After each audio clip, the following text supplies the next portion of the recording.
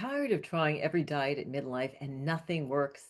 It's not your fault. Diets actually cause hormonal chaos. So if you're at midlife, you're not succeeding at diets, the diet has failed you. And today I'm going to give you 3 reasons why diets backfire, 3 things to do instead, things for perimenopausal nutrition, and 3 simple swaps to make it stick. Hey, I'm Dr. Ellen of the Midlife Whisperer. I am a psychologist, board certified health and wellness coach, and registered dietitian.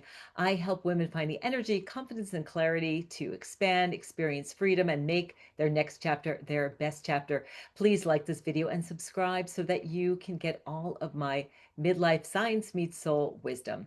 So let's go ahead and talk about why diets don't work at midlife. First of all, when you diet, when you're restricting your calories below your metabolic needs, what happens is you generate more of the stress hormone called cortisol. What that does is when cortisol goes up, belly fat goes up, exactly what you don't want at midlife. Appetite goes up, you have more sugar cravings, and also it can trigger more hot flashes. In addition, cortisol and estrogen come from the same precursor. So more cortisol means less estrogen, which your body is already struggling with. Number two, dieting lowers leptin, and so you feel less full. Leptin is the hormone that tells you that you have eaten enough and that you're full. It also raises ghrelin, which is the hormone which makes you hungrier. That's kind of how GLP-1s work. One way they work is that they reduce the amount of ghrelin so that you don't have as much appetite. When you cut your calories drastically, your ghrelin goes up. It's just your body's way of telling you that you need to eat. And you have this constant cravings, you feel out of control, and it really can set you up for stress eating and emotional eating, exactly what you don't want in your life.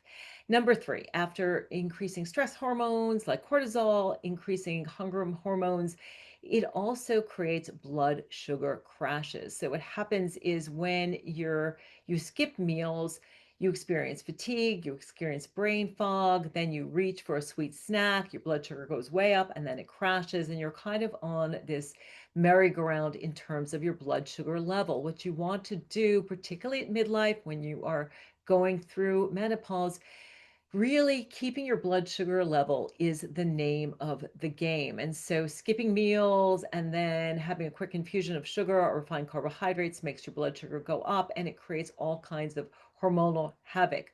Your brain requires a steady supply of glucose to feel good. So when you're not giving your body the fuel that it needs, a steady supply of calories and glucose, you experience more brain fog, you can feel moodier, and you, again, adding what's going on with menopause, calorie restricting is like throwing gasoline on the fire. It also creates incredible energy dips, so you're feeling really, really tired.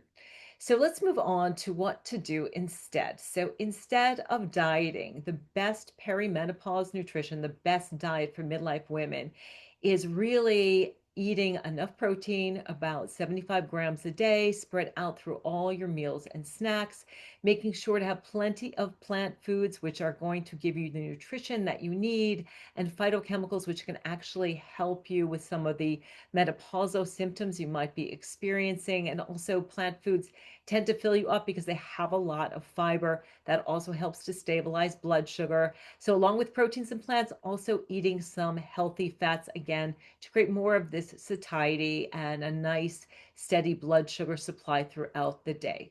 So protein, plants, and also making sure to have small amounts of healthy fats throughout the day. Number two, listen to your body. Eat when you are hungry and stop when you are satisfied. What this does, it builds trust with your body. It prevents overeating later. Your body has a built-in thermostat, your satiety and your hunger. When you listen to it, your body will be able to get to a sustainable weight that's good for you and maintain that weight. When you follow a piece of paper, when you follow a diet, what's happening is you are following that instead of following those internal signals. Think about a baby, right? Babies eat when they're hungry, they stop when they're satisfied. You can learn to do the same thing. It does take time and it builds trust, but it really is the healthiest, best way to keep yourself in a good place at midlife. And number three, reduce, not eliminate those foods which are not as good for you at midlife. So things like refined carbohydrates, sugar, alcohol, a lot of processed foods. I recommend not eliminating them completely because it's kind of like when you say, don't think about a pink elephant, right? What's the first thing you think about is a pink elephant? Initially, when I'm working with clients, when they eliminate these foods from their diet entirely, they really crave those foods. What we work on is having small amounts, so only bringing small amounts into the house. And also learning to eat them mindfully. And then I also encourage you to make smart swaps. So in the morning, instead of starting your day with a muffin or a donut and some coffee, which again is going to create those blood sugar spikes, have something like whole wheat toast with some peanut butter on it and an apple to have lots of fiber and some healthy protein. Have some berries with some Greek yogurt or overnight oats, again, with some yogurt for some protein. So think protein, and think produce for your breakfast instead of starting your day out with sweets. In terms of snacks, instead of running for the diet soda and the candy bar, which I know a lot of us do because of vending machines around, and the break room often has these kinds of foods. Pack a simple snack: an apple with a handful of nuts, some cut up vegetables, those little baby carrots, and some hummus. Again, produce, protein, that's really going to keep you feeling good longer. And then thinking about your beverages. Water is always a great option. Maybe having water with some lime or lemon juice, or some of those flavored seltzers are great.